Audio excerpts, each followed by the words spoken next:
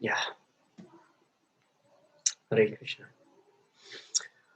Om Jnana-timirandasya Jnananjana Salakaya Chakshurunmilitam Jena Tasmai Sri Gurave Namaha Sri Chaitanya Manobhistam Stapitam Jena Bhutale Swayam Rupa Kadamahyam Dadati Shwapadantikam Vandeham Sri Guru Sri Yuta Padakamalam Sri Gurun Vaishnavam Cha Sri Rupam Sagrajatam Sahagana Ragunatam Vitam Tam Sajivam Sadvaitam Shavadutam Parijana Sahitam Krishna Chaitanya Devam Sri Radha Krishna Padan Sahagana Lalita Sri Visakanvitam Cha He Krishna Karuna Shindu Dina Bandhu Jagatpate Gopesa Gopika Kantha Radha Kantha Namostute Tapta Kanchana Gaurangi Radhe Brindavaneshwari Vrishabhanustute Devi Pranamami Haripriye Vancha Kalpatarubhyascha Kripa Sindhubhya Evacha Patitanam Bhavanebhyo Vaishnavebhyo Namo Namaha Jaya Sri Krishna Chaitanya Prabhu Nityananda Sri Advaita Gadadhara Srivasadi Gaura Bhakta Vrinda Hare Krishna Krishna Krishna Hare Hare Hare Rama, Rama Rama, Hare Hare, Srila Prabhupada ki Jai. Hare Krishna. So welcome, the devotees, to our regular Bhakti Sastri class. So I'm thinking, this is just my own idea, that I'm gonna merge this batch with the first English batch of the Bhakti Sastri. Because initially in the first batch of the Bhakti Sastri, I have 33 students. Now, as days going, the numbers of the students who is attending the course is decreasing. So in last week, I have only like 6 or 7 devotees out of these 33. So yeah, and now only 2 devotees here. So soon the first batch will be completing the 18th chapter of the Bhagavad Gita. So once we finish with the 6th chapter of this batch, so I will merge this group with the first group and we will jump to the nectar of devotion. So after 6th chapter of the Bhagavad Gita, we will jump to the nectar of devotion and then we continue when the first once the first batch is completed with their courses with their course, and then we will come back to the 7th chapter and then we continue to 18th chapter. I'm thinking like this because uh, it's more effective and efficient from my side, because it's not that because I have less audience. No, it doesn't matter for me. But I think that's better. Yeah, that's better because I can save some more time to do some other services. Yeah, I hope you don't mind with this idea. Anyway, now we are only uh, three three of us here, but that's okay. Okay, so we shall continue our class. So today we are planning to discuss from text number 7 to 26, Srimad Bhagavad Gita, chapter 5. Yeah. So, yeah, thank you very much for being uh, punctual. Okay.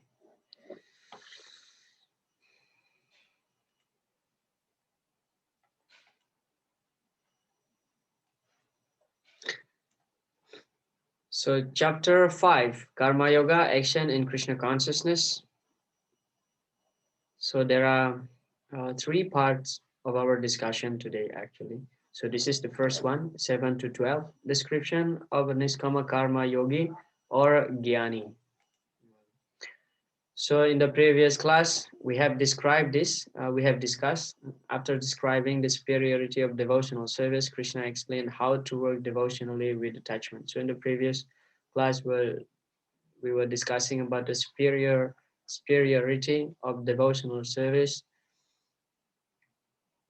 compared to the process of karma kanda, karma yoga, and gyan. So devotional service is the topmost.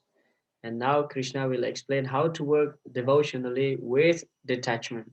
So detachment does not mean that we are giving up the work, but we are giving up the result of the work. In other words, we detach from the result of the work, but at the same time, we carry on our prescribed duties.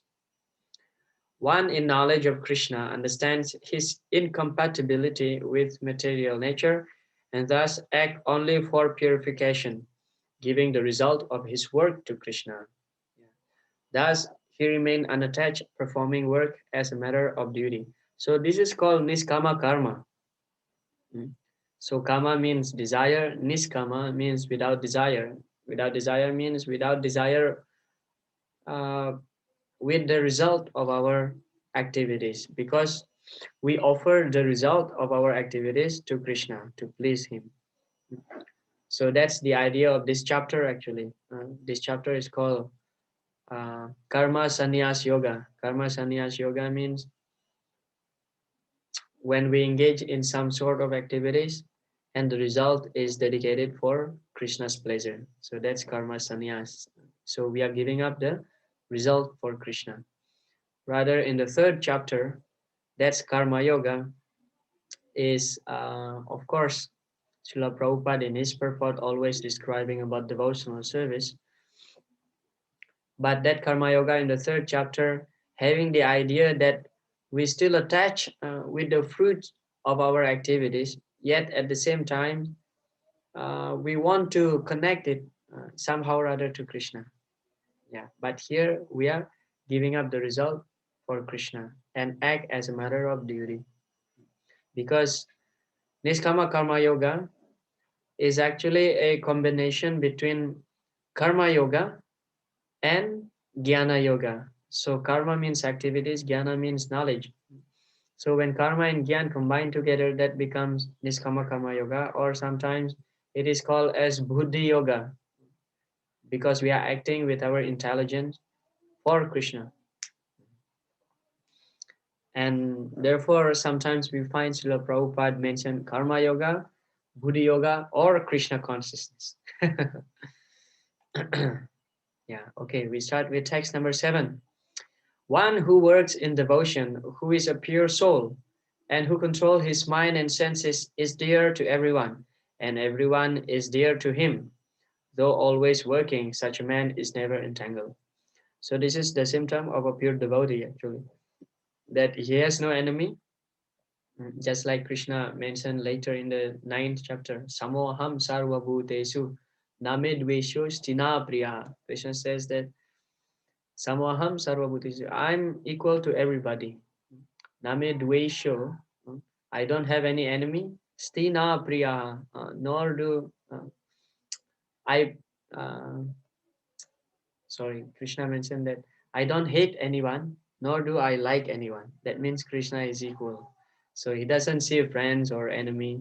But of course, those who are surrendered to Krishna is very dear to Krishna, and Krishna gives special care. Ye bhajanti, Krishna says, ye bhajanti tu mam bhaktya mayi titesu chapyaham. So here also the position of a self-controlled devotee, that he's not seeing anybody as his enemy, or nor do he think that somebody is his enemy or he likes somebody the most, like that. So he's equal. So that's the main idea of this verse here. Mm. Though always working, such man is never entangled. So I just summarize Srila Prabhupada's purport. So the first point that Srila Prabhupada makes is that dear to every living being. So devotee is dear to every living being. So he likes everybody. He doesn't make any distinction, not only to the human but also to all living entities. Dear to all living beings. And then he is pure in his consciousness. Of course, the mind will enact our activities, because whatever we are doing, actually, that is um, enacted by the mind. First of all, the mind will give the instruction, then the other senses, five working senses, will act. So the mind's purity will always influence the consciousness.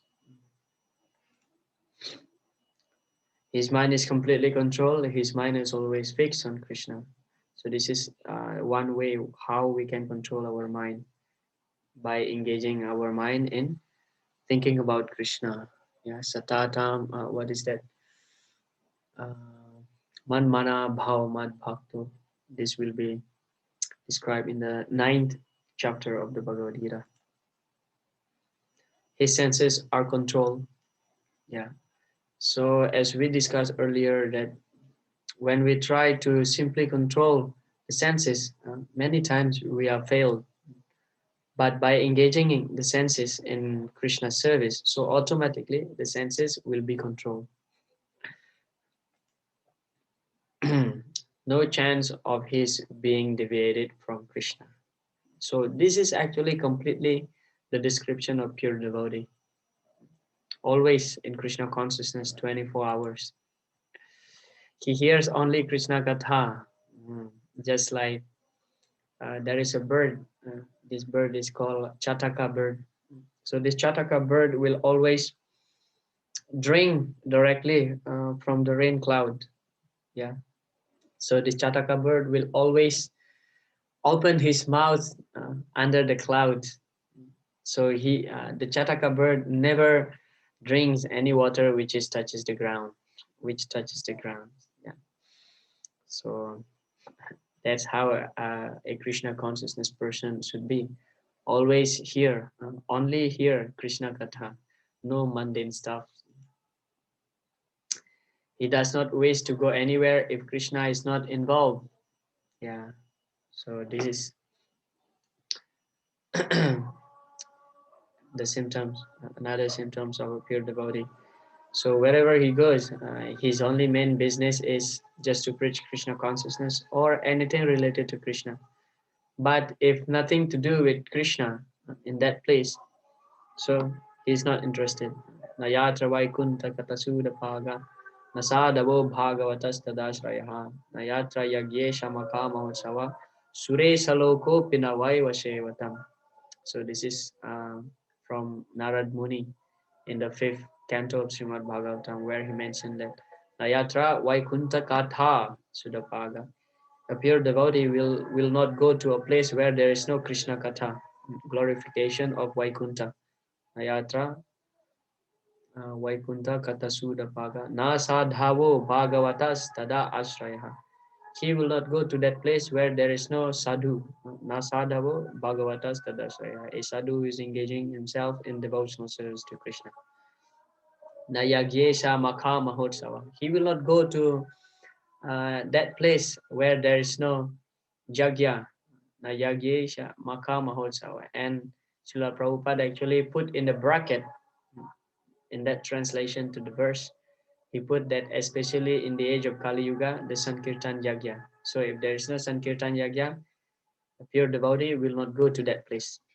Sure Saloko Pinawai Vasevatam. Although that place is as good as the Sure Saloko, Sura Loka, means the heaven, the planet of the demigods. Sure Saloko Pinawai Vasevatam. Although that place is so beautiful as heavenly planet, he will not go to that place.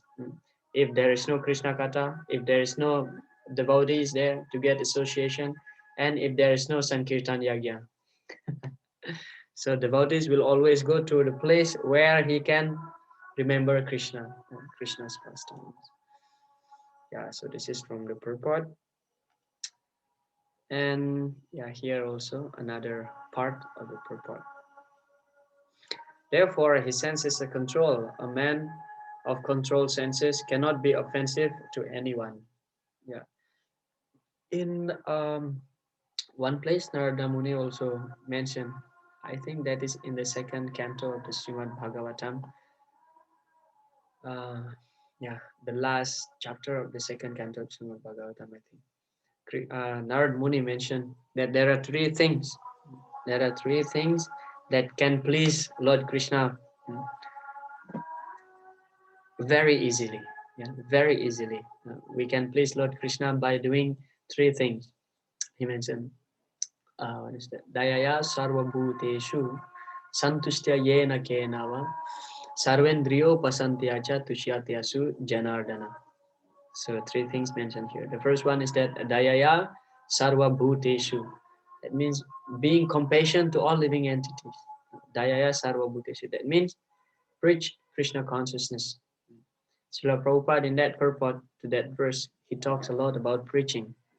So it doesn't matter where we are, we still have to maintain this mentality that, yeah, we have to preach Krishna consciousness. So dayaya sarva bhutesu santustya yena kenava. Santustya yena kenava. Somehow or other, being satisfied with whatever we get, any circumstances. Being satisfied somehow or other. So that's second. And then the third one, sarvendriyo pasantyacha.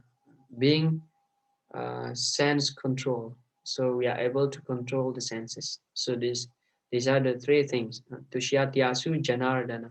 We can please Lord Janardan, Lord Krishna, very easily. So what is first?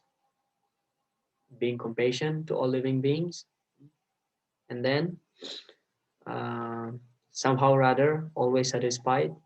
And the third one is that being sense control, controlling the senses. Of course, Srila Prabhupada talks about Sankirtan movement in that purport to that verse. So because Prabhupada mentioned that in Sankirtan performance, not only the chanter get purified, not only the human being get purified, but also all living entities such as the trees, the small ants also will get purification. Yeah. So that's how we can manifest in some way our compassion to all living entities. It is also interesting that Sri Chaitanya Mahaprabhu in Chaitanya Charitamrita Antya Lila, I think that's chapter 3, his discussion with Srila Haridas Thakur. So Chaitanya Mahaprabhu asked Srila Haridas Thakur, how do we, uh, how all these fallen conditioned souls can be delivered from this material ocean of birth and death? And Haridas Thakur, of course, he mentioned that you know everything, but for the sake of my purification, you ask this question. So sometimes when people ask question, it is not necessarily that he doesn't know, uh, but sometimes people ask question for the benefit of others also. Yeah. So Haridas Thakur, of course, glorify the holy names. And then Chaitanya Mahaprabhu said, okay, for the human being, they can chant the holy name and get delivered. And what about, oh, no. Chaitanya Mahaprabhu said, okay, if everybody chants the holy name, if everybody chants the holy name, then everybody will get delivered from this material world. And then no more entities in the material world. It will be empty. Then what is the purpose of creation? And Haridas Thakur said, well, my lord, all these trees, these animals, this animal who by chance hears the holy names, the chanting of the holy names, in the next life, they will become human being and continue to perform devotional service. And of course, if we analyze that there are unlimited living entities who has material desires in the material world, and it seems to be these pastimes manifest and unmanifest pastimes of the creation of the material world will be endless. Okay, human will get delivered, and then the living entities start evolving, elevated little by little, getting elevation little by little. So yeah, chanting of the holy name is always potent. So that was the response of Haridas Thakur, that yeah, the trees, they may not be delivered immediately upon hearing the holy names, but they will get elevation in their next life. Okay. So here, Prabhupada mentioned a man of controlled senses cannot be offensive to anyone. Then we may ask a question, why then Arjuna offensive in battle to others?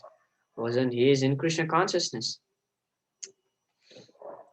So Prabhupada explained, Arjuna was only superficially offensive because as already as has already been explained in the second chapter, all the assembled persons on the battlefield would continue to live individually as the soul cannot be slain.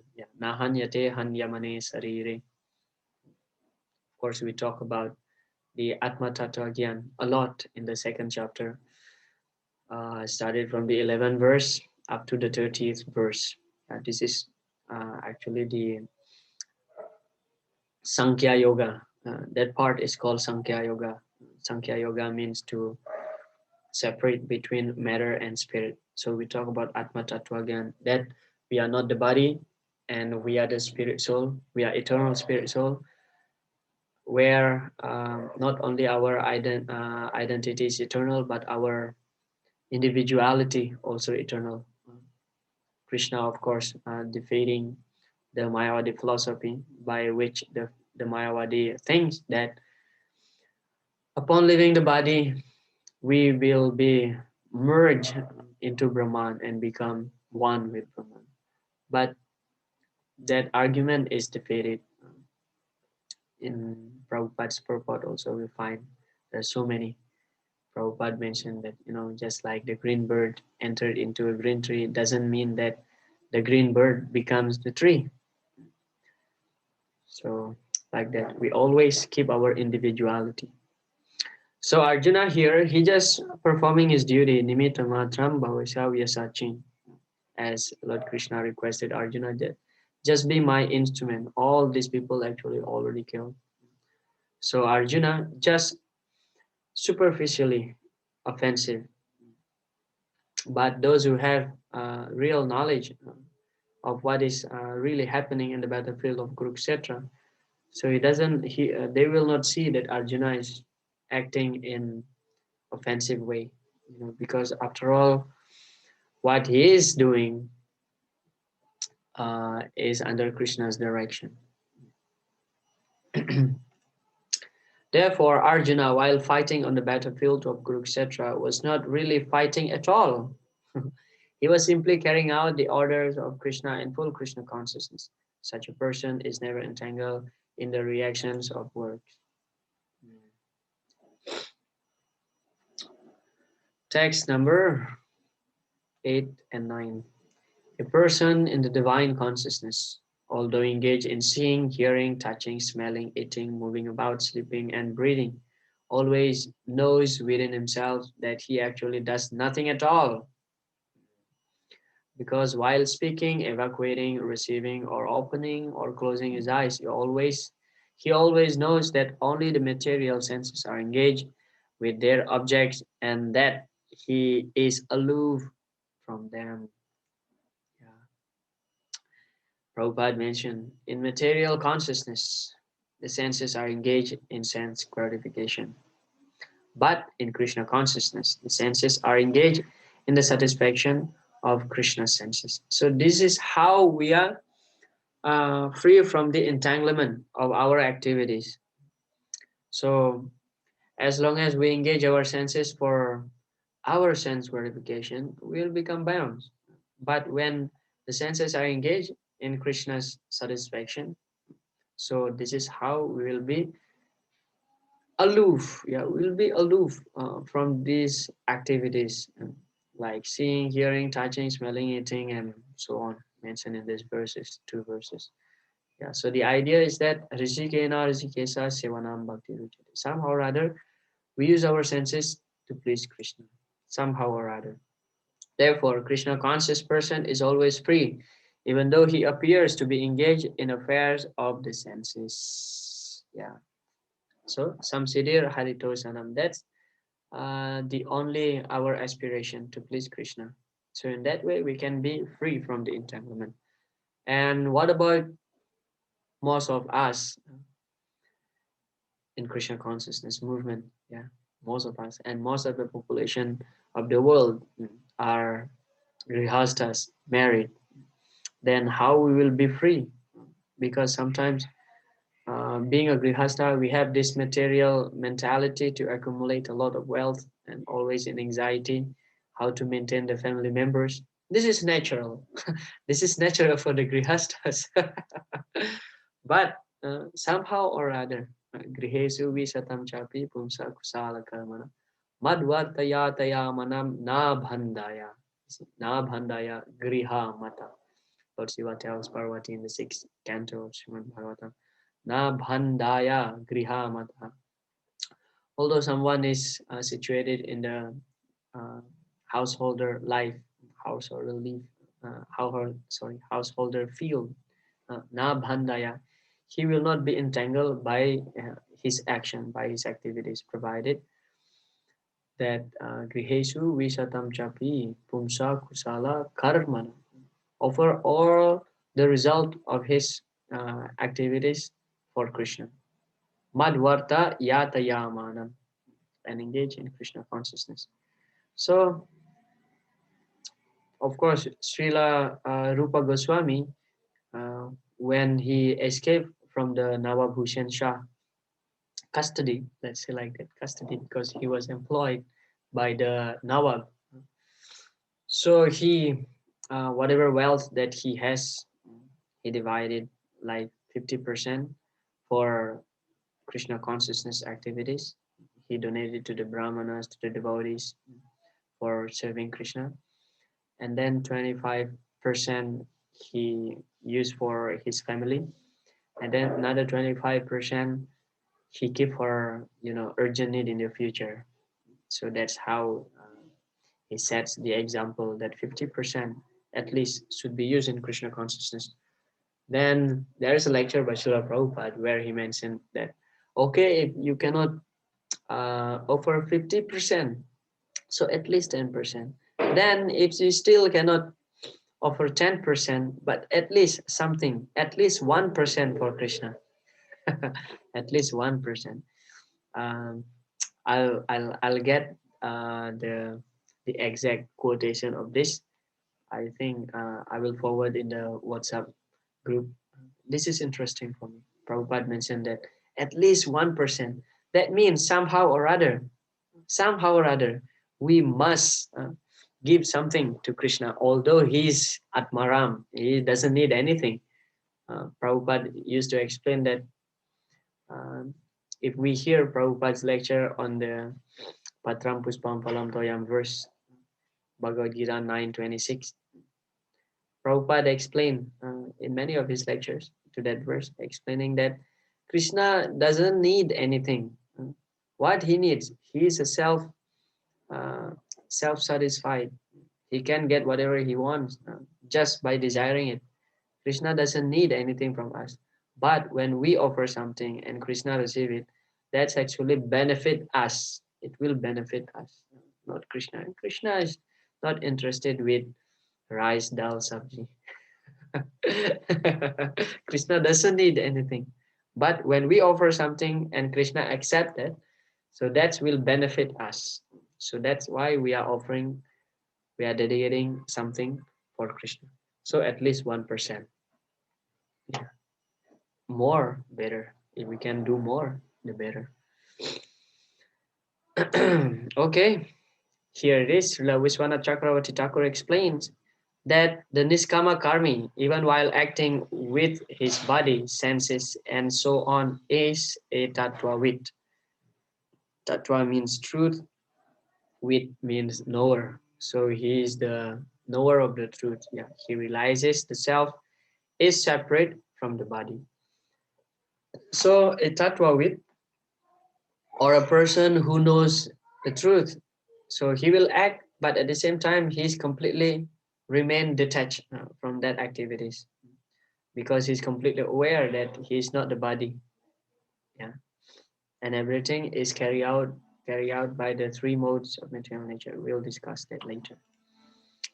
Krishna now describes how transcendental knowledge that we are Krishna now describes how transcendental knowledge that we are not our bodies should be expressed through work. This knowledge allows us to remain aloof from the body as we work.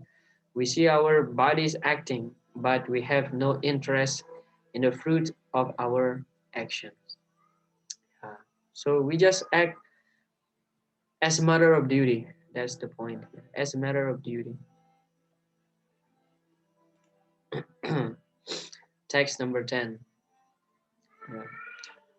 One who performs his duty without attachment, surrendering the results unto the Supreme Lord, is unaffected by sinful action, as the lotus leaf is untouched by water. So this is a very beautiful analogy, that just like the leaf of the lotus flower, untouched by water. Untouched means it cannot get wet.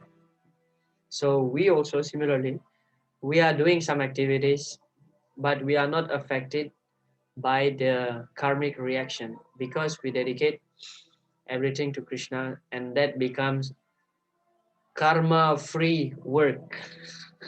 That's a new term here. In the 18th chapter, it is mentioned by Srila Prabhupada, uh, karma free work. That means we are free from the reaction of the karma, because Krishna nullified the material reaction of the activities. Purport: one who knows perfectly well that everything belongs to Krishna, that he is the proprietor of everything, and that therefore everything is to be engaged in the service of the Lord, naturally has nothing to do with the result of his activities, whether virtuous or sinful. So here, the key point here is that everything belongs to Krishna. This is the Isavasya principle described in the Sri Sopanishad, the first verse. Yeah, Isavasya midam sarvam yatkincha jagatam jagat tena tyaktena bhunjita magrida kasyashvidanam. So everything belongs to Krishna, everything owned by Krishna, everything controlled by Krishna. And we just need to accept whatever our quota. We should not accept more than what we need. So we just take whatever we need. That's our quota. And we should not be so greedy. So everything belongs to Krishna. Then what does it mean? So everything should be utilized in his service. So this body also belongs to Krishna.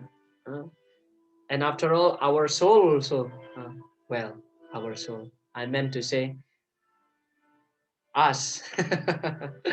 We are the spirit soul, belong to Krishna, because we are part and parcel of Krishna. Mama ivam sojiva loke jiva bhuta sanatana. And yatha tarar mula nisechanena tebyanti tat skanda bhujapasaka. So we are branch of the complete whole. So Krishna is like the complete whole of the tree, and we are part of the tree. So by watering the tree, yatha taror mula, by watering the tree on the root, so we'll be satisfied also, because just like the part of the body, what is the duty of the part of the body?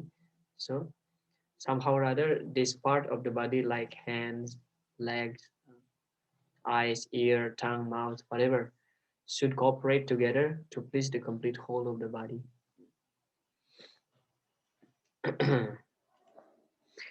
The conclusion is that a person without Krishna consciousness acts according to the concept of material body and senses, but a person in Krishna consciousness acts according to the knowledge that the body is the property of Krishna and should therefore be engaged in the service of Krishna. Yeah, it is interesting.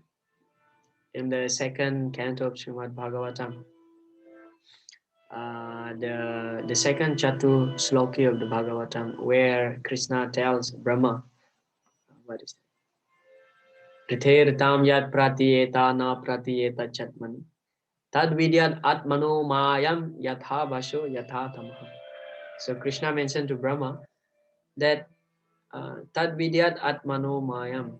For your information of Brahma, tad vidyat atmano mayam. Whatever not connected to me, that is simply maya. Tad vidyat atmano maya yatha bhasu. It's simply the reflection of the real thing. So just like we stand in a mirror, in the front of the mirror, so the person that we see actually not the real, although it seems like same as our face, our body, but actually that's simply the reflection of our true self. So whatever happiness in the material sense, that's actually the reflection from the original happiness. Just like love in the spiritual world turned into lust in the material world. So that's yatha bhaso. That's the reflection of the real thing. Yatha tamaha. And that is actually ignorance, Krishna says. That when we disconnect ourselves to Krishna, that's ignorance.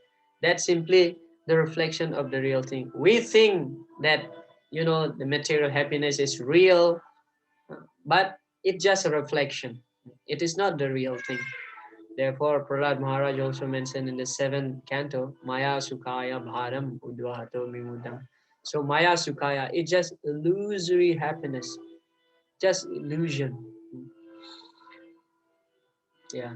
Tad Vidyat Atmanomayam. So it is Maya when we disconnect ourselves to Krishna. Disconnect ourselves from Krishna. I apologize sometimes. My English grammar is improper. I'm not a native speaker here. Kindly tolerate that. Okay, text number 11. The yogis abandoning attachment act with body, mind, intelligence, and even with senses only for the purpose of purification. When one acts in Krishna consciousness for the satisfaction of the senses of Krishna, any action, however, of the body, mind, intelligence, or even the senses is purified of material contamination. Yeah. So especially the mind, as I mentioned earlier, that all other senses actually uh, enacted by the mind, because the mind is the boss of any other senses. I would say like that. The mind is the strongest, although he is subtle. The mind is subtle. It is subtle, but it is very, very strong. So mind is the key things here. When we are able to control the mind, so we can automatically control any other senses.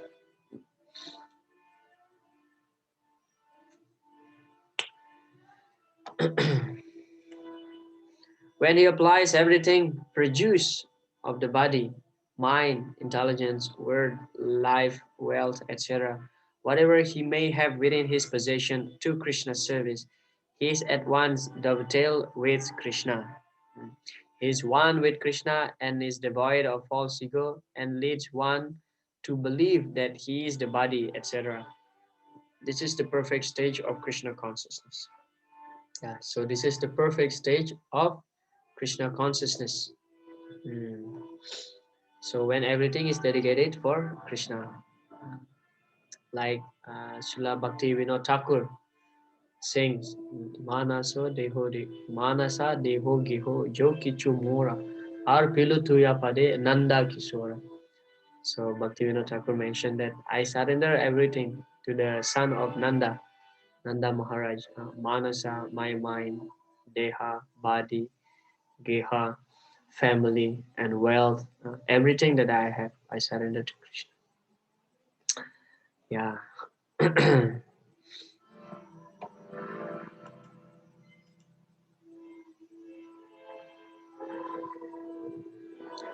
So there is a question here by Nagarjun Prabhu. Is mind above intelligence? Mm. No, intelligence is above the mind. So mana, buddhi, and then false ego. So ahankar, mana, buddhi, ahankar.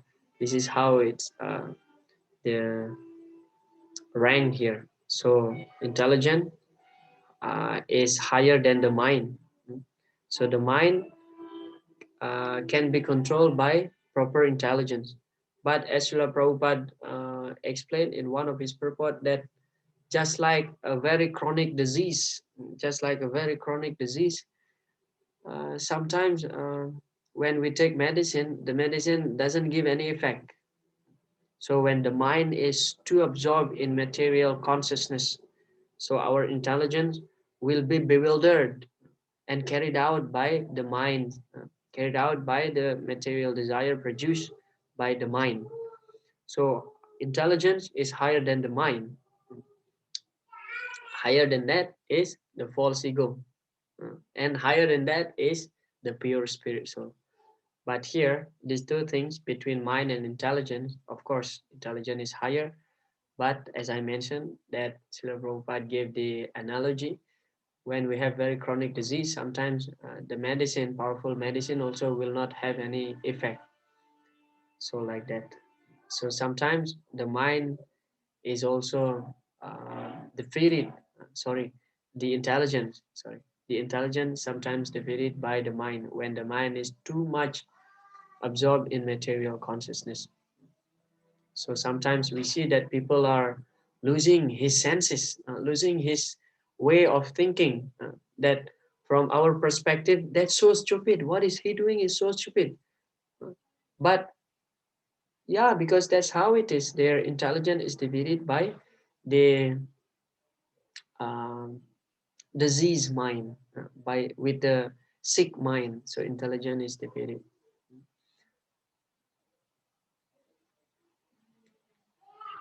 Yeah. Therefore, mind can be controlled actually through proper intelligence. Through proper intelligence.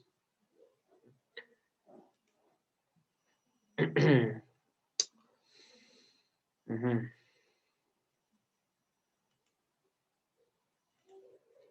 Okay, text number 12.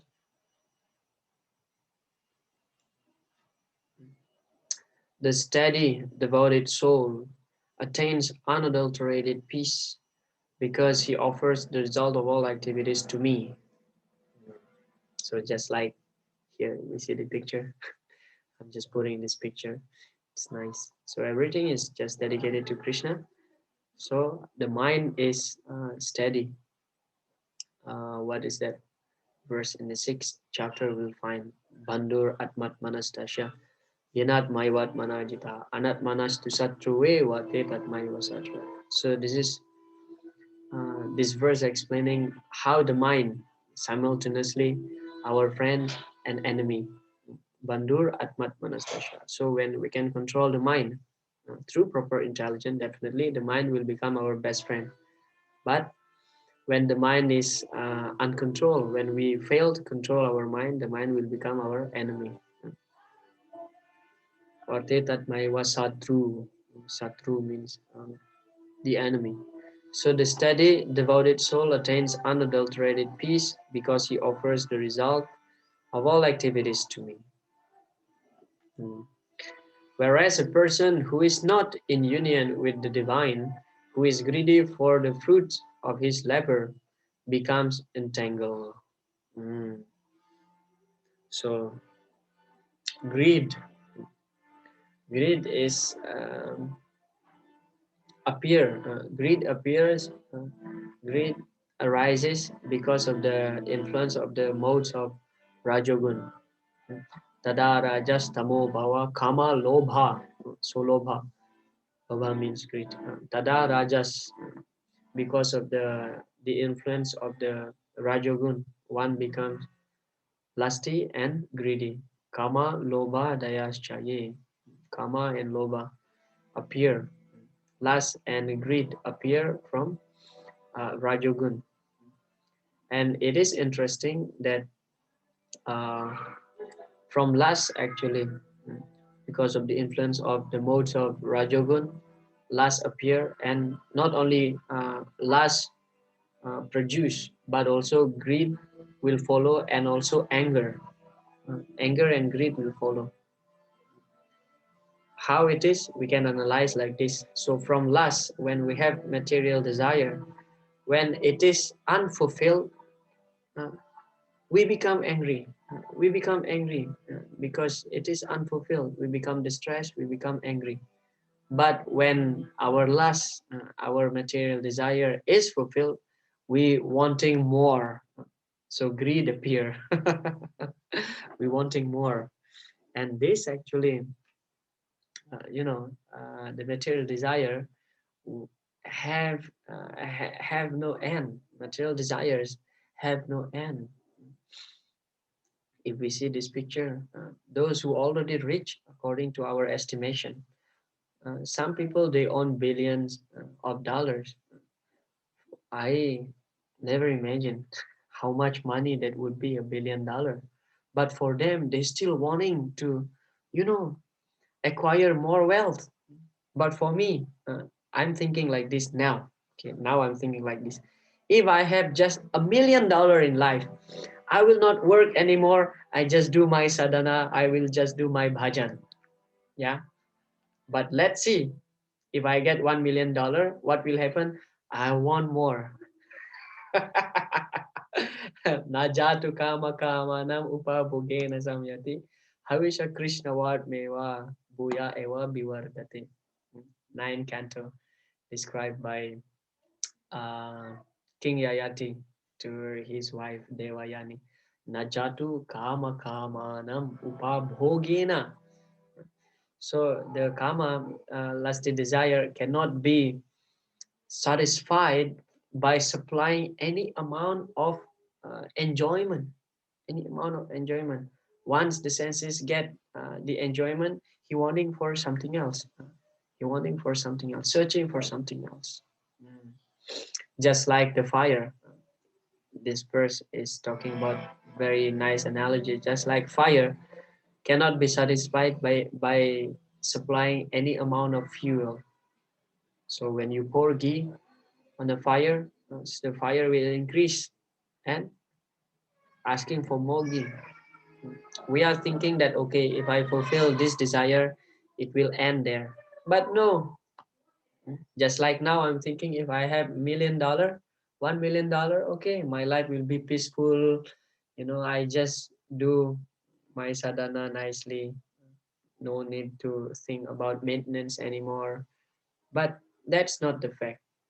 Once I have $1 million, more anxiety will come. Maybe people will steal from me. People will cheat like this, and it will increase like that, just like a snowball.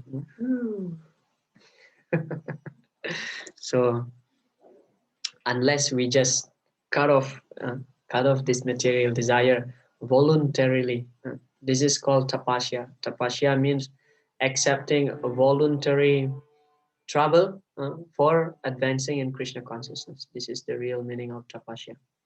Yeah. Therefore, the tapasya that we are doing is uh, tapo divyam. Yeah. Rishabhadev Maharaj. Tapo divyam putra kayena satvam sudyadhyasmat brahma saukyam tonantam. So not that tapasya just like the Mayavadi. They looks like very detached, very simple, eating only uh, what do you call this? The dough, the dough for the chapati. One time I went to Varanasi, actually in 2014. I went to Varanasi. First time I came to India in 2014, and I visited Varanasi. Actually, I was on the way to Vrindavan, but uh, I stayed in Varanasi for 2 days to meet some friends there.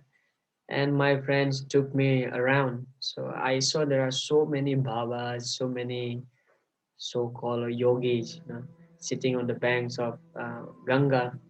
So some of them looks like very simple, very simple, eating only plain dough and bake, no salt, nothing.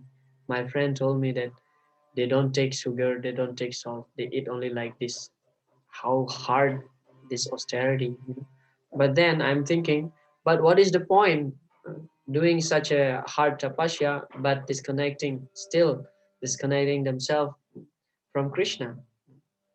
But our tapasya is tapo divyam. Divyam means divine, divine austerity. Uh, Divine austerity means that austerity just for the purpose of pleasing Krishna. Like, for example, getting up early in the morning for Mangalarati, chanting the 16 rounds, taking only Krishna Prasadam, singing and dancing. This is our tapasya. Taking Krishna Prasadam, this is our tapasya. Yeah. We see Srila Prabhupada's purport here. Okay. The difference between a person in Krishna consciousness and a person in bodily consciousness is that the former is attached to Krishna. Actually, should be performer, yeah, not the former. It's former. I need to check again. Maybe there's some mistake here. The difference between a person in Krishna consciousness and a person in bodily consciousness is that the performer is attached to Krishna, whereas, oh yeah, it is true. It is correct. The former means the person in Krishna consciousness. Okay. The former is attached to Krishna, whereas the later means the person in the bodily consciousness. Yeah, it is good that we see the whole picture. If we see only part by part, we are judging something to be something different. Whereas the later is attached to the results of his activities. The person who is attached to Krishna and works for him only is certainly a liberated person, and he has no anxiety over the result of his work. So no anxiety, abhaya, no fear, no anxiety. So this is a summary. This verse is the summary of the 5 previous verses from 7 to 11. So what is the conclusion that we get here? As in the beginning, we touched the point that Krishna now will explain how we will work devotionally. So this is how we work devotionally. We carry on our duty as a grihastha, take care of the family, but at the same time, we have to engage our family members in Krishna consciousness. So that's how we become gradually detached, especially husband and wife. Pumsa Sriya Mayatuni Bhavametam Tayor Mito Haridaya Granti Maho Ato Griha Kshetra Sutaptavi Tayar Janasyamoho Yamamameti. Srimad Bhagavatam, 5th canto, 5th chapter. Prasadadev Maharaj explained that this is the biggest attachment. This is called Haridaya Granti. Haridaya means heart. Granti means the knot, just like a rope. We make very strong knot. It's very difficult to untie. What to do? Just sever, just cut it off. We cannot untie. So this Haridaya Granti between man and women, Pumsa, Striya, Maitun. So Maitun means sexual intercourse. This is the center of, you know, attachment, the biggest attachment. Why we get attraction with the opposite sex? Because of this sexual intercourse. If there is no sexual intercourse, we don't care. Of course, nowadays we find a lot of gay and lesbian. I'm sorry. But generally, we don't get attracted by the same gender, right? This is natural. We don't get attracted by the same gender. We get attracted with the opposite sex because there is sexual intercourse. Okay. So Pumsa Sriya Maituni Bhava. Maitu Bhava. Maituni Bhava means the Bhava, the the desire, the consciousness, the ecstasy of engaging in sexual affairs. This is actually creating such a very hard knot between men and women. Ato griha kshetra sutta tavitai janasyamoho. Janasyamoho. The person becomes bewildered. So after that, what happened? After uh, becomes attached with the opposite sex, and then it will expand. Stri means expanding.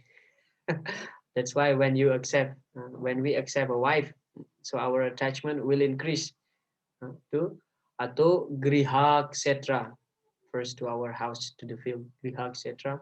Suta, to the son, to the son, to the children. Sutapta vitair, vitai means wealth. Janasyamoho yam aham mameti. And now aham mameti. This concept of life is called aham mameti. Everything is only about aham, about me, and mameti, and whatever I have. Me and mine, I and mine. Yeah. So that's how we become attached. But then when we engage the family members in Krishna consciousness, gradually we'll become detached. If we read, okay, I recommend this for all of you to read the seventh canto of Srimad Bhagavatam, chapter 14. Seventh canto, chapter 14. Very nice. Narada Muni's instruction to Yudhishthir Maharaj about the ideal Grihastha ashram. Okay, the ideal Grihastha ashram, where a lot of stuff Narada Muni talk about. Of course, the first thing he talks that the Grihasthas, first of all, must have faith to Krishna and depend completely to Krishna. That's the first thing that Narada Muni mentioned to Yudhishthira Maharaj. And then another thing, Narada Muni says that the Grihasthas should regularly hear Krishna Katha. By this process, Narada Muni explained, by this process, regularly hearing about Krishna Katha, so the attachment between husband and wife will be gradually broken up, will be gradually loosened, slackened. Then it's easy for them to take to the higher level, which is Vanaprastha ashram, from Grihastha to Vanaprastha. Actually, this should be our mentality. As soon as we enter Grihastha ashram, we have to plan in our mind that, yeah, one day I must take this Vanaprastha ashram. So in that way, we prepare. Okay, we prepare our consciousness. And this is the process given by Narad Muni, the Srimad Bhagavatam. Hear Krishna Katha regularly. So hearing together. So at least 1 hour per day, it is a good practice. Yeah. So in that way, this Hridaya Granthi will be loosened, will be slackened. So this is the summary. The conclusion is that just somehow or other connect our activities and offer the result to Krishna. Prabhupada says, those who are in Krishna consciousness does not expect any result of his work. Oh, I am doing this work, so I will enjoy this result. That never comes. That never comes in the mind of a person who is Krishna conscious. He doesn't mind. He does not think of any result. Yukta karma phala tyaktva. And that is the source of peace. Santim apnoti naistikim. Naistikim is always confident that I am engaged in Krishna's duty. So I am protected. So what is the result? I do not mind. I do not mind. So this remind me to the second chapter. There's a verse where Krishna mentioned karmani vadikaraste ma phalesu kadachana. So we are not entitled with the result of our activities. Ultimately, Krishna will give it. Good or bad, it's not our business. Our business is just carry on our duty in Krishna consciousness. Okay, that's the first part of our discussion. Whether any comment or question before we move ahead? Yeah. Okay, there is a question here from Nagarjun Prabhu. So why can't we want Mary and from beginning and do these activities. I'm sorry, Prabhu, with ignorance. So why can't we want marry and from beginning and do these activities? Nagarjun Prabhu, can you elaborate on this? I'm sorry, Prabhu. So why you are saying there is a attachment between woman and man? So why we are engaging? Why we go for marry? Why can't we do these activities from a beginning of life and not to marry and do only Krishna conscious activities? Yeah, basically your question is asking, knowing that there will be great attachment in family life, why still we get married? Like that? Yeah, yes, yes, Prabhu. Okay. Thank you. Yeah. Very, very practical question. Why? Because because of this material desire that we have. Mm. So, what is it? Balawan Indriya Gramo Vidwamsam Apikarsati. uh, it is also described by King Yayati to Devayani in the 9th canto of Srimad Bhagavatam. Balawan Indriya Gramo Vidwamsam Apikarsati. Vidwam means those who are very intelligent, having knowledge of Shastra. Vidwam. Vidwamsam Api Karsati. But that intelligence also will be carried out by material desire. Balavan Indriya Gramo. Bala means very strong. Indriya means the senses. Because the senses wanting it. Oh, I want it, I want it. And then the mind, the intelligence tells, no, no, no, no, no, no, it will give you trouble. But I want it, I want it. Balavan Indriya Gramo Vidwam Samapikarsati. So, because of this strong material desire, then our intelligence will not accept whether it is, we know it, we know it. It's going to give us trouble. But that's how it is because of the fluctuation of material desire in our heart. Then we go for it. Okay, we go for it. And then what happened? Boom, welcome. Welcome to the club. So yeah, because of the material desire. And yeah, I was asking one of the senior devotees here in Mayapur. So he told me that, I've been preaching in Bangladesh for many years, and I've been in, uh, he's a Grihastha now. I've been living in Brahmachari ashram for 25 years. He told me like this because he asked me, uh, "You've been staying in Brahmachari ashram?" I said, "Yeah, I stay in Brahmachari ashram." He asked me, how long? I said, "Well, it's not so long. It's just only 6 years." And he starts saying that, "Oh, 6 years. I've been staying in Brahmachari ashram for 25 years." Then I asked him a question. Then, after that 25 years, finally you got married. Finally you got married. What happened with that 25 years? You're supposed to be a sannyas now, but you got married. What happened? He said like this. Well, Prabhu, not everybody can remain uh, celibate in his life.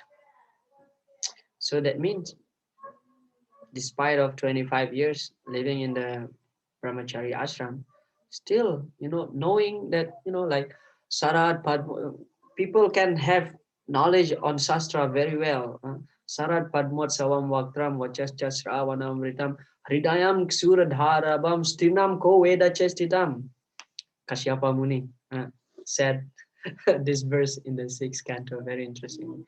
Sarad Padmot Savam Vaktram, the face of the women, just like blooming lotus flower during autumn season.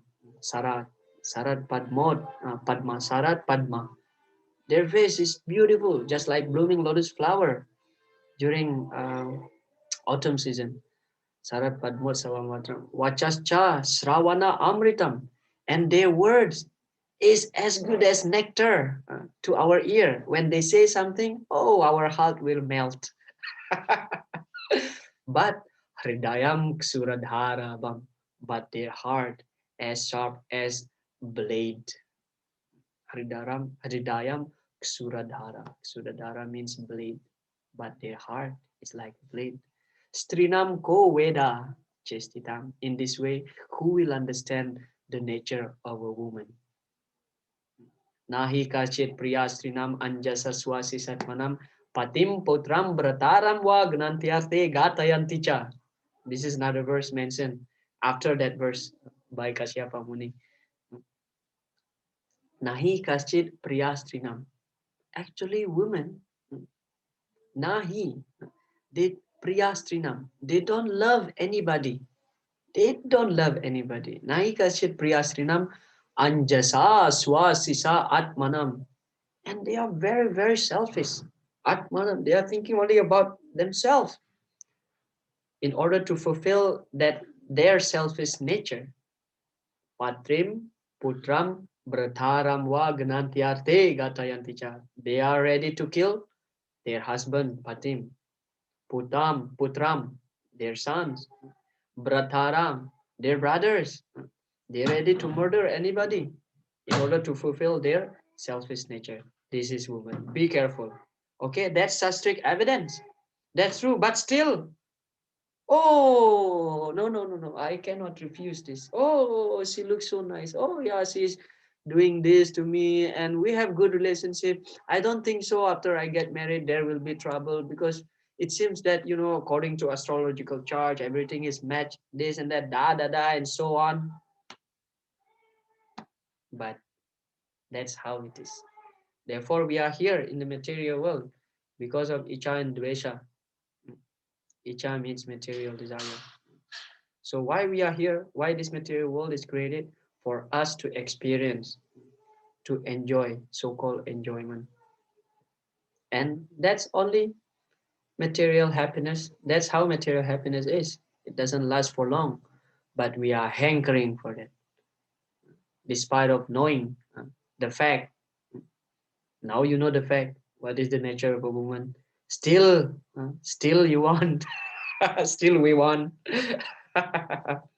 But the art here is that because we are in Krishna consciousness, we have some, you know, some sort of intelligence, good consciousness, that okay, somehow or other try to engage our family members in Krishna consciousness, then that will be a perfect grihastha ashram.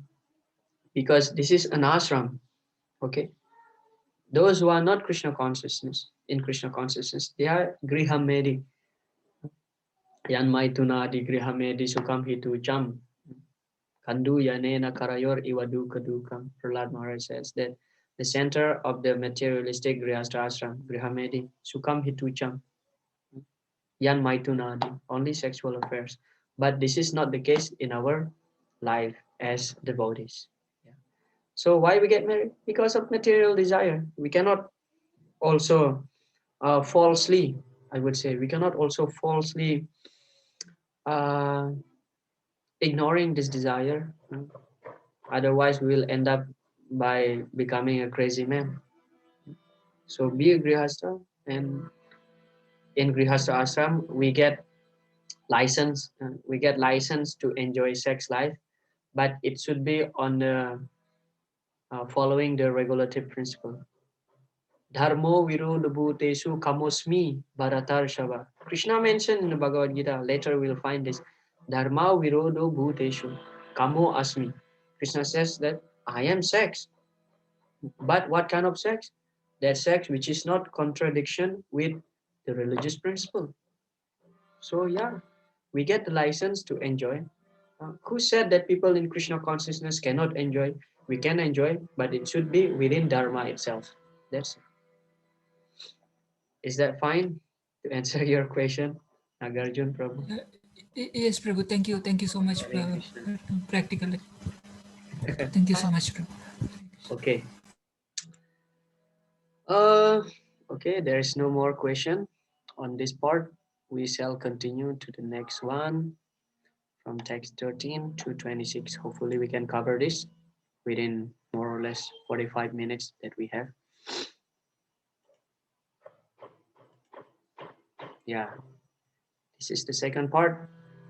13 to 16, relationship between Iswara, Jiva and Prakriti.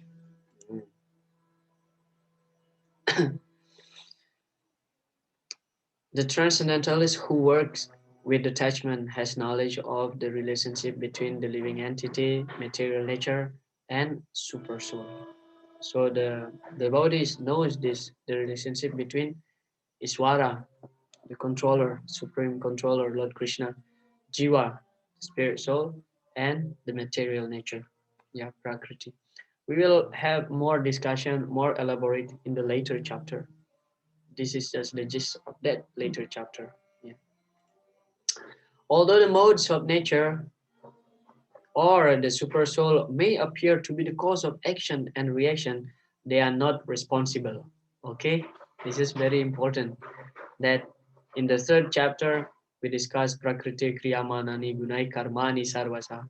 Uh, All our activities are carried out by the modes of material nature.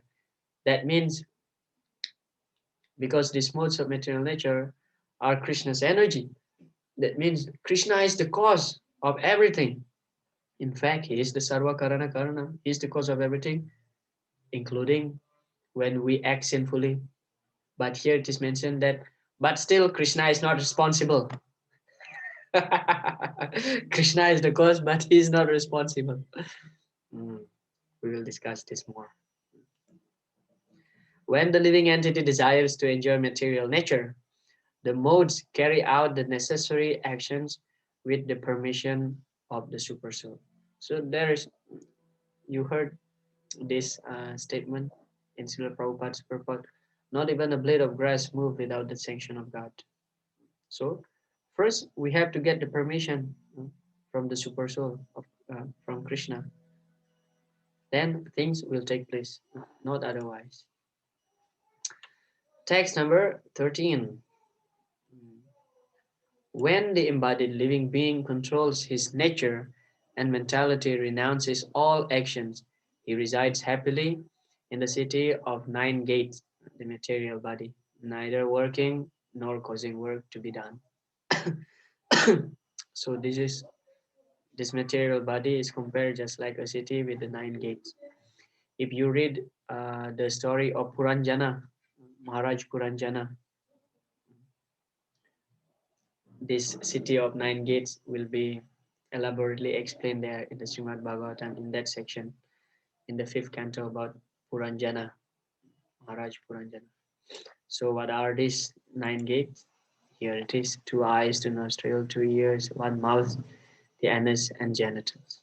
So this body is like the city and all the holes, just like the gates. So when the embodied living entities, living being control his nature, controlling the senses, controlling the mentality, the nature, renounces all actions. So make a note that renounces all action does not mean that giving up work, but renouncing the result. That is the meaning here of renounces all works. So actually, I have some discussion with one senior devotee uh, because whenever we meet, because he is a pandit, great pandit.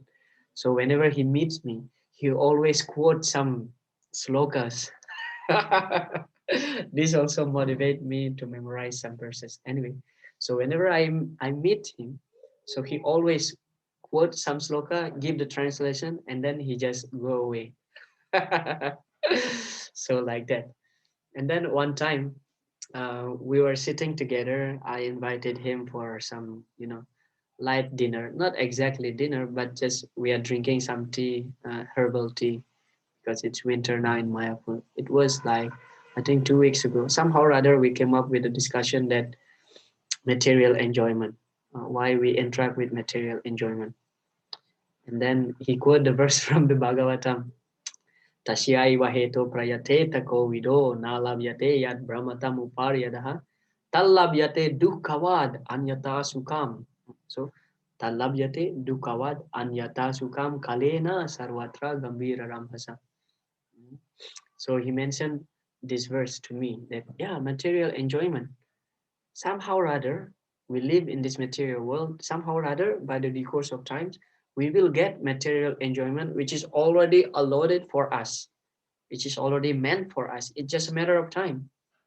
So also, the dukkha, the suffering also will come by the course of times, just like the enjoyment will come by the course of times. Therefore, it is mentioned kalena, by the due course of times. Talabhyate dukkavad anyata sukam. So dukkha and sukha will come by the due course of times. But he said very interesting point that he told me that actually the more we control our senses, the more enjoyment we get. And then that was puzzled me for some time. I was thinking, what did you mean by that? The more we control the senses, the more enjoyment we get. I asked that, and then he said that it is not about the quantity of the enjoyment, but it's all about quality of the enjoyment. Mm. For example, like this. I love to eat pizza. Honestly speaking, I love to eat pizza. Okay. But if I eat pizza 3 times a day for a week, then there's no real enjoyment. I will feel boring. I will feel bored just to eat pizza, although pizza is so nice. To eat pizza every day for a week, 3 times a day. So I will find that this pizza is, you know, useless, not tasty anymore, because I'm not controlling my tongue for that type of enjoyment. I try to enjoy it like over and over again. So the quality of the enjoyment is very less. But if I eat pizza once in a month, for example, only one pizza in a month, then what happened when I get that time, when I come, when that time comes, where when I can eat this pizza once a month, the enjoyment, the happiness that I feel is much more. It's so nice. So it's not about the quantity, but it's about quality. Any types of enjoyment in the material life. So the principle here is that the more we try to control our senses, the more enjoyment we get. In the sense of the more enjoyment when we enjoy something not on a regular basis. We are talking about material enjoyment. Okay, we are talking about material enjoyment. So when we control our senses, and one time we get it, wow, we will feel so happy. But the same enjoyment, if we do again and again and again and again, it will become tasteless. No more taste, no more enjoyment. But it is a different principle in Krishna consciousness enjoyment. Because Krishna consciousness enjoyment, the more we enjoy, the more we do it, Krishna service, the more happiness we get. Because the rasa and the taste and also the asakti, the attraction toward Krishna is increasing. So that's how actually material enjoyment versus Krishna consciousness enjoyment. It goes like in different way, in the opposite way.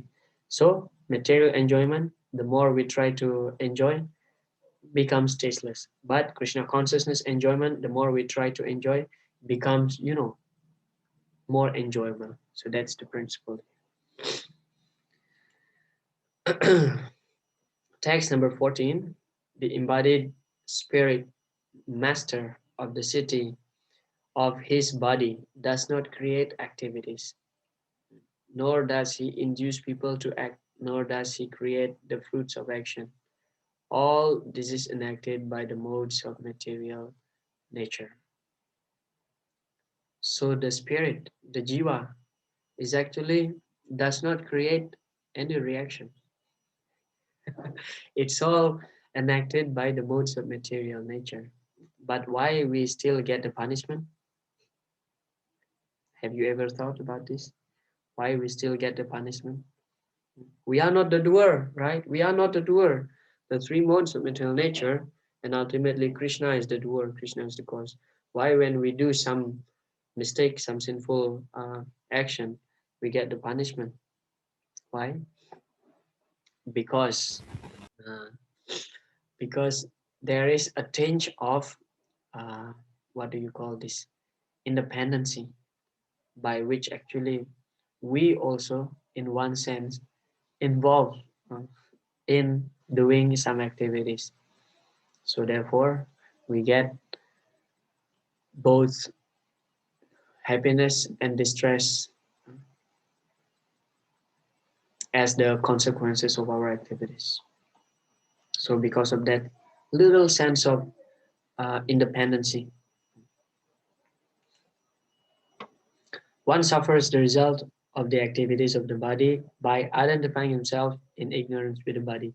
This is also one reason why we feel actually the soul is untouchable in the sense of, if you remember the second uh, chapter, in the second chapter where Krishna mentioned, what is that? Nainam chindanti sastrani, nainam dahati pavaka, na chainam kledayanti na sosayati marutaha. So, nainam chindanti sastrani, the soul cannot be cut to pieces, cannot be burned by fire, cannot be moistened by water, cannot be dried up by wind. So, in one sense, the soul is untouched. So, also the soul, when we get a so-called punishment, so-called bad karmic reaction, actually the soul remain pure. But why we feel the suffering?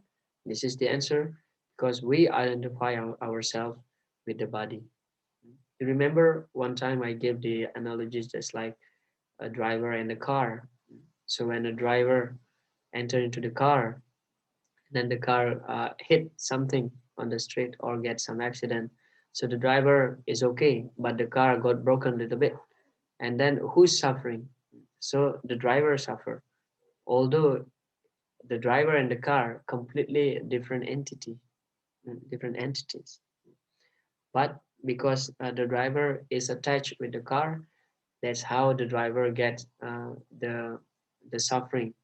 The car is broken, not his body, not even a scratch, but the car is broken. So because of his attachment. So this attachment is the cause of why we are identifying ourselves with the body. Srila Prabhupada put here in a bracket, in ignorance.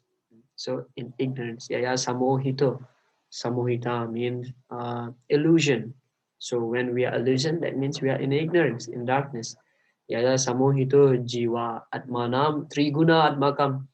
So we are thinking that we are the product of this material nature. Atmanam triguna atmakam. Yaya samohito jiva. That's how we bewildered. Paropi manutena tam tat kritam chabi padyate. Tat kritam chabi padyate. That's how we experience suffering uh, in this world, because we are identifying ourselves with the body. It is ignorance acquired from time immemorial that is the cause of bodily suffering and distress. As soon as the living entity becomes aloof from the activities of the body, he becomes free from the reaction as well. So when we completely aloof in the sense of we know the fact that okay, it's not me. This body is not me. I am something different from this body. Then we'll be free from suffering and distress pertaining to the body, pertaining to the body. Just like I'm wearing this sweater, for example. So I know that the sweater is completely different from myself. So when somebody cut this sweater, I don't feel anything because it's not me. So similarly, going to the deeper understanding that I'm not this body, okay, if somebody insulted this body, I have a lot of defects in this body. Somebody insulted my body, knowing that I'm not the body, okay, I will remain shanti, peaceful. So at this very time, if somebody come and just blast me with any bad words, I will accept it, because now I have this good consciousness that I'm not the body. So yeah, as soon as we aloof, mm, of course, it is not so easy to get into this platform being aloof from material body. So by the process of devotional service, that's the only hope. Mm, yeah. As long as he is in the city of the body, he appears to be the master of it, but actually he is neither its proprietor nor controller of its action and reactions. He is simply in the midst of material ocean, struggling for existence. The waves of the ocean are tossing him, and he has no control over them. If you come to Mayapur, okay, in the future, if you come to Mayapur, of course, myself live here, and Anandamoy Gauranga Prabhu live here. So in the banks, if you go to Srila Prabhupada Ghat, in the banks of Ganga, they will always put the announcement in a loudspeaker. Please don't go outside the bamboo barricade, because in Ganga, in the bathing ghat, they have this bamboo barricade. So please don't cross the bamboo barricade, because Ganga is so strong. Although one knows how to swim properly, but uh, there are many incidents that people just, you know, swayed by the current of Ganga, because Ganga is very strong. So this announcement will be played all day. Sometimes devotees are complaining. So this is our situation in the material world. No matter how strong we are, how expert we are, but material world is so strong that we is a gunamayi, mama maya durataya. Krishna says that in the seventh chapter. Later we'll find that material world is so strong, because after all, this material nature, material world is Krishna's energy. So just like we are an expert swimmer, but when we fall into a big ocean where there is, you know, big waves which tossing us here and there, and we may also finding it very difficult to survive, and there is also a big shark in the ocean that's ready to kill us. That's our situation. We are struggling for existence. But mam evaye prapadyante mayamitam tarantite. But if we accept, we surrender to Krishna, then Krishna will help us. Krishna will help us to cross over this material existence. Hmm. Samasritasye pada pallava plavam mahat padam punya yasho murari bhavam budir vatsa padam param padam padam padam yadvi padam natesam. So padam padam yadvi padam natesam. This material world is full of dangers in every step.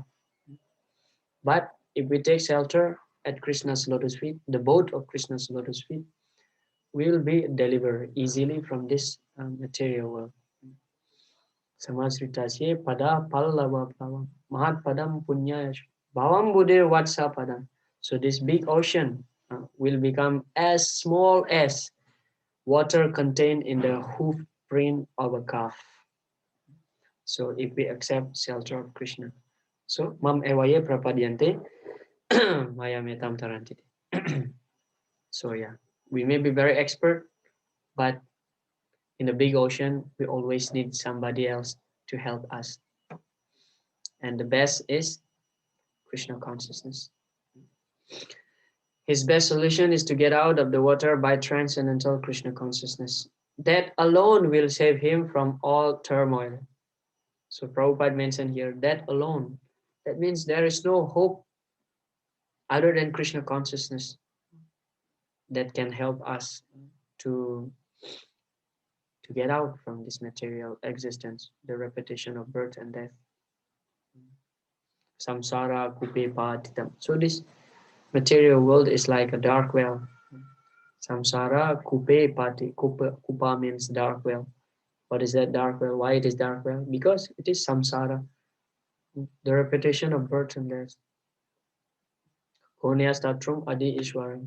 And only Adi Ishwara can save us. Krishna, Adi Ishwara. Yeah. Text number 15. Nor does the Supreme Lord assume anyone's sinful or pious activities. Embodied beings, however, are bewildered because of ignorance which cover their real knowledge. So as I mentioned earlier, that Krishna is not responsible for our sinful or pious activities. Okay, he's not responsible. He's aloof. Before we do some sinful activities, actually the Paramatma, in a subtle way, he's telling us that actually this is wrong. Don't do it. But then we are so rebellion. So we have this rebellious nature. We insist the Paramatma to sanction that activities to happen. And love means free will. If there is no free will, there is no question of love. So because we have some little independency and little free will, so we can insist. If Krishna does not fulfill the free will, then that means Krishna doesn't love his children, the jivas. So in that way, Krishna sanctioned it. But Krishna tells us that, okay, I sanction this, and whatever the consequences, you may enjoy and suffer. You're responsible. I'm not responsible.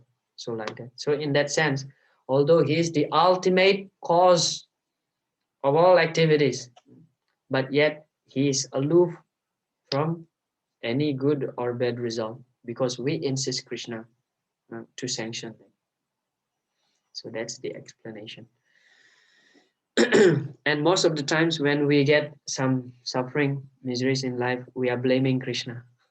Well, Krishna already reminded us, don't do this. Don't do this. Still we are doing. Just like a small kid. I have I have a friend here and he has little baby also. He has a little baby. So of course what he knows, he's just 1.5 years. Uh, even you try to remind something, he will not understand that. So he told me that he got electric shock many times. He told his son, "Don't touch this, don't touch," because in the wall there is this socket by which you can plug. So he said that I told my sons many times, "Don't touch this, don't play here." I said, "Are Baba, he's only 1.5 years. What he knows?" So similarly, we are just like an ignorant children. We insist Krishna, please, I want to do this. Insist. We insist Krishna. Krishna reminded us, no, this is wrong, but still we insist, and we're responsible for that. I told my friend that's very dangerous. Actually, that's very dangerous. Better you get get it covered. Get just empty plug. Anyway, it just came across to my mind. So that's our childish mentality, and therefore we, the person who responsible for that. The Sanskrit word Vibhu means the Supreme Lord, who is full of unlimited knowledge, riches, strength, fame, beauty, and renunciation. So these are the 6 symptoms of Bhagavan. Bhaga, one who possesses 6 opulences in full. Yeah. He is always satisfied in himself, undisturbed with sinful or pious activities. Therefore, one of his qualities renunciation. It is completely renounced for our sinful or pious credit. The Lord is omnipotent, but the living entity is not. Therefore, the Lord is Vibhu or omniscient, but the living entity is Anu or atomic. So Vibhu means actually big, great, that is Vibhu, and Anu means small, small, atomic, small. Being in a bewildered condition, therefore, the embodied soul identifies himself with the circumstantial material body and becomes subjected to the temporary misery and happiness of life. So, whatever miseries or happiness in life we experience, it's just due to our bewildered condition. We identify ourselves with the body, as we discussed. Okay. Text number 16. When, however, one is enlightened with the knowledge by which nescience is destroyed, then his knowledge reveals everything as the sun lights up everything in the daytime. Interesting. So knowledge is compared to the sun. When we have knowledge, spiritual knowledge, transcendental knowledge, so it can dissipate the darkness within our heart. And of course, that knowledge is given by Krishna ultimately.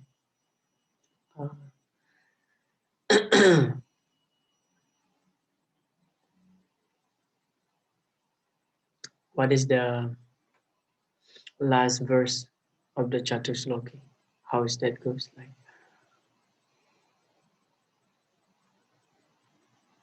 Tesam aham samudhartam rityusam no. Tesam evanukampartham aham agyana jamtama nasayam yadma bhavastu gyana dipena bhaspata. So Krishna says that I'm residing in everybody's heart and I'm giving the knowledge, the torch of the light, the knowledge to dissipate the darkness in their heart, in the devotee's heart. Tesam evanukam patam aham agyana. Agyana jamtama. Agyana means ignorance. Tamaha means darkness. Nasayam yatma bhavastu gyana dipena. So gyana dipena, by the light of the transcendental knowledge, Krishna dissipates the darkness within the devotee's heart. So knowledge will help us very much. Yeah. In the fourth chapter, in the previous chapter, we find where Krishna mentioned Apichet asipa pevya sarvivya papakritama sarvam gyanam plavenaiva vrijina santarishash. So sarvam gyanam plavenaiva. By having transcendental knowledge, we can actually plava. Plava means to cross over, sailing. Sarvam gyanam plavenaiva vrijina santarishash. Although we are apichet asipa pevya, although we are the greatest sinner amongst the sinful men, Krishna says. But when one has knowledge, so very soon he will come back to his senses. Later in the ninth chapter, we will find this verse. Apichet suduracharo bhajante mamananya bhak sadur eva samanta vyag samyag vyavasito hisaha. Krishna says that a devotee, although sometimes he may appear act abominably, but still we have to consider him as a sadhu. Why? Because he practiced Krishna consciousness, and we can. Prabhupada used to say that we cannot judge somebody is dirty while he's under the shower. So while practicing Krishna consciousness, sometimes we manifest some anarthas, and we act in the wrong way. Sometimes it can be look very abominable. But sadhu eva samantavyak samyak vyavasito isa. Still, devotee is devotee, good devotees or bad devotees, nice devotees, not nice devotees. Devotees are devotees. Because very soon, Sipram Bhavati Dharmatma Saswat Chantim Nigachati. Very soon he will establish in his original position as Krishna's real servant. And that establishment take place also because of the support of transcendental knowledge that he has. Yeah. Knowledge is always highly esteemed. And what is that knowledge? Perfect knowledge is achieved when one surrenders to Krishna. So this is uh, the ultimate conclusion of knowledge. What is the ultimate conclusion of knowledge? Surrender to Krishna. That's it. Veda is Chasarvair Aham Eva Vidyo Vedanta Krid Veda Vedeva Chaham. So the purpose of studying the Vedas is to understand Krishna. Understanding Krishna means not simply knowing that he is God, but understanding Krishna means he is God, we are the servant, and we surrender to him. That's perfect knowledge. Real knowledge can be obtained from a person who is in perfect Krishna consciousness. Therefore, one has to seek out such bona fide spiritual master and under him. Learn what Krishna consciousness is, for Krishna consciousness will certainly drive away all nescience, as the sun drives away darkness. Yeah, you see this picture. Krishna Surya Sama Maya Haya Andakara Yahan Krishna Tahan Nahi Mayara Adhikar. Chaitanya Charitamrita says that Krishna is like the sun, ignorant, darkness. Maya is like the darkness. So when there is a sun, there is no question of darkness. So when we take shelter of Krishna fully, there is no question of being influenced by Maya.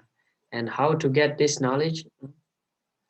Taking shelter of Krishna by accepting a bona fide spiritual master.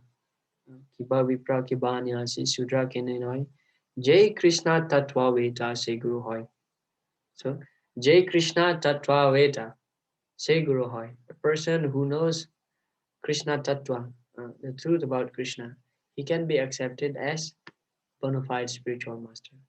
So we cannot approach somebody to get knowledge about Krishna from, we cannot approach somebody who doesn't know about Krishna to get knowledge about Krishna. Just like we cannot approach somebody to get money if that person doesn't have any money.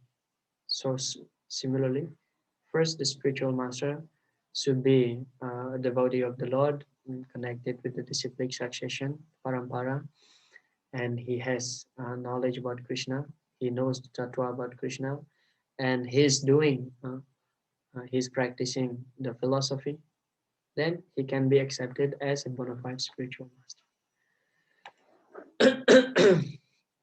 Okay, we have about 12 minutes, 12 to 15 minutes. So that was the second part of our discussion. And this is the third part of our discussion, vision of a Jnani or Paramatma Wadi. So Jnani here refers to the Paramatma Wadi.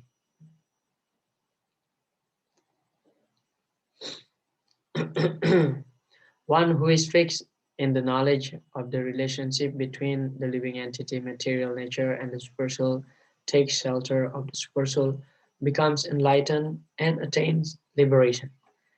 A Krishna conscious person enjoy unlimited pleasure within himself by fixing his consciousness on Krishna, always busy working for the welfare of all beings. He soon achieve liberation. Text number 17. When one's intelligence, mind, faith, and refuge are all fixed in the Supreme, then one becomes fully cleansed of misgivings through complete knowledge, and thus proceed straight on the path of liberation. So you see here, misgivings in life. We have a lot of misgivings. We have a lot of doubts, and this can be cut off by knowledge. So transcendental knowledge. How do we get transcendental knowledge? By hearing. By hearing.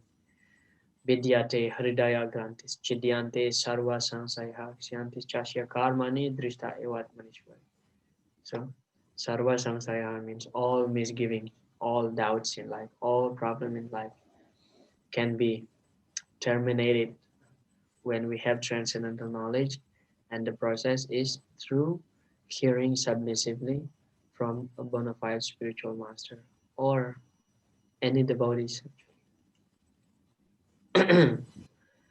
One whose mind, intelligence, faith, and refuge are always in Krishna, or in other words, one who is fully in Krishna consciousness, is undoubtedly was clean of all misgivings and is in perfect knowledge in everything concerning transcendence. So this is the description of a pure devotee who fully surrendered to Krishna. Text number 18, very famous verse, Vidya Vinaya Sampane Brahmane Gavihastini Suni Chaiva Swapakecha Pandita Samadarsana. So this is the vision of one who is in knowledge. The humble sages by virtue and true knowledge. Vidya Vinaya. So Vidya means knowledge, Vinaya means actually humility, that Prabhupada mentioned here, by virtue of true knowledge. Because one who possesses real knowledge, naturally he will become humble. So this is how we assess people. When people are arrogant, although he can quote thousands of verses, for example, but if his demeanor, his behavior does not showing that he's humble, that means he's simply just like a parrot. The parrot is very expert in, imitating some sound, some voice, some words, but he doesn't know the meaning of it. Therefore, Prabhupada mentioned here, virtue of true knowledge, Vinaya, means humility. So, just like the example of the paddy, rice. So when the paddy, the rice, giving fruit, giving the rice, so its tree will bend like this. So similarly, a person who possesses real knowledge, he will naturally become very humble. Yeah. See with equal vision, Pandita Samadarshina, with equal vision, a learned and a gentleman Brahmana, a cow, an elephant, a dog, and a dog eater, outcast, the Chandala, Swapake means the Chandala, the outcast. So how he can see this in the equal vision? First, he see that everybody is the part and parcel of Krishna. That's first, and secondly, that he can see that Krishna is the Paramatma, uh, as the Paramatma residing in everybody's heart. So Krishna always accompanying the individual soul to reside in any types of body, including the dog's body or worm in the stool. Still, the Paramatma, still Krishna will accompany the Jiva. Therefore, he is known as the Suhridam Sarvabhutanam. Suhridam Sarvabhutanam. He is the well-wisher in Sanskrit. Of course, Suhridam Sarvabhutanam. He is the real friend. In Sanskrit, there are few words indicating friends. Yeah. One is Bandhu, one is Mitra, and one is Suhrid. So Bandhu means like normal friends, just normal friends. This is called Bandhu.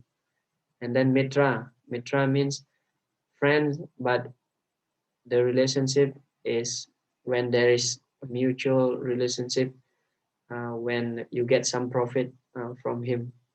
This is called Mitra. He's beneficial for you, like in a business affair. Uh, he's your colleague, your colleague. This is called Mitra. But Suhrid means your friend, your best friend who always uh, concerning about your well-wisher. And that is Paramatma, that is Krishna.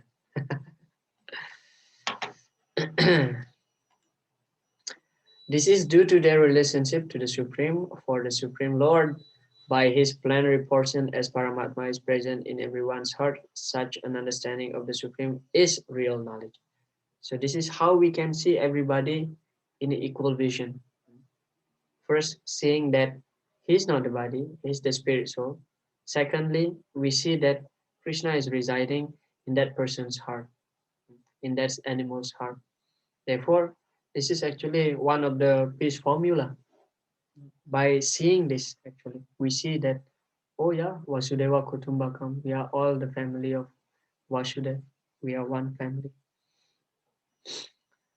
Of course, to implement this verse is not easy. Need practice, need time, and practice make it perfect. Text number 19. We have around 7 minutes. Okay, I will try a little bit faster. Those whose minds are established in sameness and equanimity have already conquered the condition of birth and death. They are flawless like Brahman, and thus they are already situated in Brahman. As long as one identifies with his body, he is considered conditioned soul. But as soon as he is elevated to the stage of equanimity through realization of self, he is liberated from conditional life. So being equal not only this with this vision, but equal means also most important thing is that when we act equally uh, with whatever uh, things that may happen in our life, whatever may encounter in our life, happiness and distress. Duke swano dvignamana sukesu vigata spriha. So vitaraga baya kroda stitadir munir uchate. So this is the symptoms of a steady mind sage, a great sage, a learned person. Stitadir muni, stita, stita means fixed. So dukeswa anudvignamana. So he is not so lamenting when he gets some miseries in his life. Sukesu vigata spriha. And he's also not so jubilant when he gets something which makes his body happy. So he is like equal to both Sukha and Dukkha. Therefore, Krishna mentioned also in the second chapter, Yam hina vyatayante te purusham purusharshava sama dukkha sukham dhiram so amritatvaya kalpati. So, sama dukkha sukham, acting equally, I mean seeing equally, accepting equally between dukkha and sukha, between miseries and happiness. Sama dukkha sukham dhiram, and remain sober, remain undisturbed. So amritatvaya kalpate. Such a person is eligible for liberation, Krishna says to Arjuna. So amritatvaya. So of course we know amrita means nectar, but it is translated by Srila Prabhupada as liberation. So he is eligible to get that nectar. And what is that nectar? Is liberation. Everybody is wanting liberation. The Lord is flawless because he is without attraction or hatred. Similarly, when a living entity without attraction and hatred, he also becomes flawless, eligible to enter into the spiritual sky. Yeah, this is Samadhuka Sukham Dhiram. So Amritatvaya. Yeah.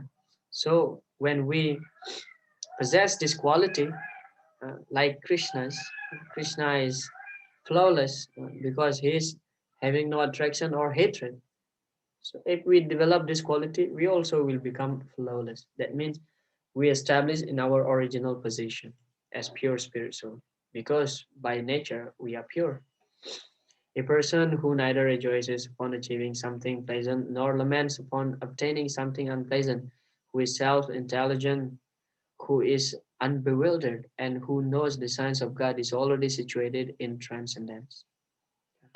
The best example is that like Prahlad Maharaj. Any trouble, a lot of trouble, but he remained okay, okay. My father do this, okay, okay. Remain santi, undisturbed. The symptoms of self-realized person are given herein. The first symptom is that he is not illusioned by false identification of the body within true self. He knows perfectly well that he is not his body, but the fragmental portion of the Supreme Personality of Godhead. He is therefore not joyful in achieving something, nor does he lament in losing anything which is related to his body. Generally, we accept things pleasant when it satisfies our senses. We accept it as pleasant, but actually, satisfaction of my senses is not real pleasure because my senses are the present moment disease. Sometimes Prabhupada also called this skin disease when we identify ourselves that I'm Indonesian, I'm Indian, I'm Germany, I'm Spanish. This is called skin disease. So material desire also a disease, a heart disease. So we understand that heart attack for us means when we are attacked by material desire, we got heart attack. So disease condition means contaminated by Maya. This is external.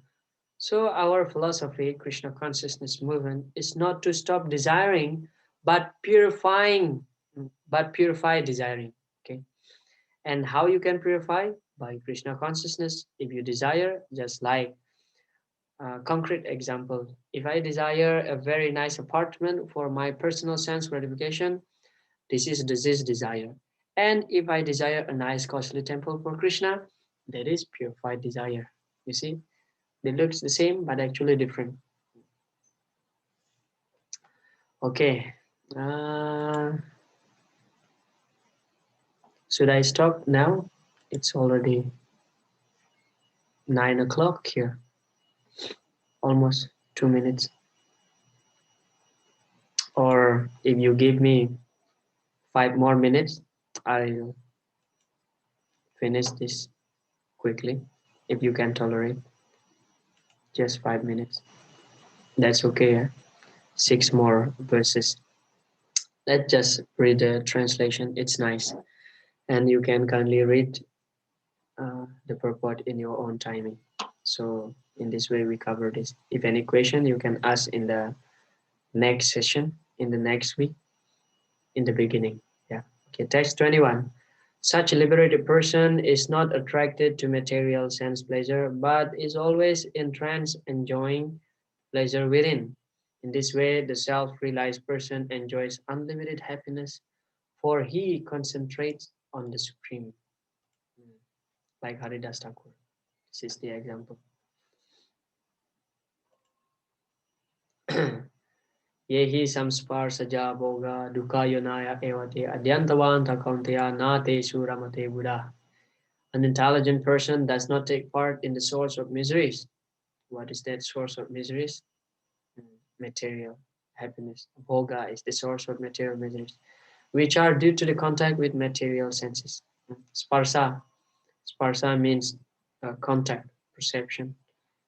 How we can get enjoyment? By connecting our senses with the sense object. This is called sparsa, in touch. O son of Kunti, such pleasures have beginning and an end, and so the wise man does not delight in them. So the intelligent person, the Buddha, Natesu Ramate Buddha, does not take pleasure in sense gratification. Savadev Maharaj said, Nayam deho deha bhajam nirupai. This body is not meant for sense gratification. Nayam deho deha bhajam nirupai. Kastan kaman ar hate vid bhujam. Because material enjoyment is also available for the lower animal who's eating stool. With bhujam means the stool eater. Okay. 23. Before giving up this present body, if one is able to tolerate the urges of material senses and check the force of desire and anger, he is well situated and is happy in this world. Just like the six Goswamis, they live under the tree uh, with a very simple cloth, only two pieces covering up and down. That's it. Eating whatever comes in its own accord by Krishna's arrangement. Text 24, one whose happiness is within, who is active and rejoices within, and whose aim is inward, is actually the perfect mystic. He is liberated in the Supreme, and ultimately he attains Krishna. He attains the Supreme. Like Haridas Thakur, within, he is always in great bliss, so he doesn't get agitated by any material desire. As we know the story that he was approached by a prostitute, doesn't get even a small attraction. Those who are 25, those who are beyond the dualities that arise from doubts, whose minds are engaged within, who are always busy working for the welfare of all living beings, and who are free from all sins, achieve liberation in the Supreme. The last one, 26, those who are free from anger and all material desires, who are self-realized, self-disciplined, and constantly endeavoring for perfection, are assured of liberation in the Supreme in the very near future. You see, simply being in this path, remain in the boat of Krishna consciousness. Doesn't matter what happened in the boat, don't jump over. to the ocean, we will achieve our destination in the very near future. Okay, last from Srila Prabhupada would like to close with this statement from his lecture. So this requires a little training. Training. Actually, this is the fact. Suppose I have got some dress, black dress. Somebody calls you black dress. Is that cause of anger? Somebody calls you black dress. So this is simply my false identification with the dress that I become angry. Actually, if I am self-realized, self-discipline means not to identify with his body. That is self-discipline. It requires training. Of course, Chaitanya Mahaprabhu teaches therefore Janada Pisuni Chena, that is smaller than the smallest grass. Jai Srila Prabhupada. Okay, yeah. Thank you all very much. Uh, I will not take any further of your time. If you have some question, you can ask in the next week, or you can send me WhatsApp message, or you can share in the group so everybody can see your question. I will respond to that. Thank you very much for tolerating me for 2 hours. Hare Krishna. Vanchakalpadrubhyascha kripa sindhubhya evacha patitanam Patitanam pavanebhyo Pavanam vaishnavebhyo namo namo. Jai Shri Prabhupada.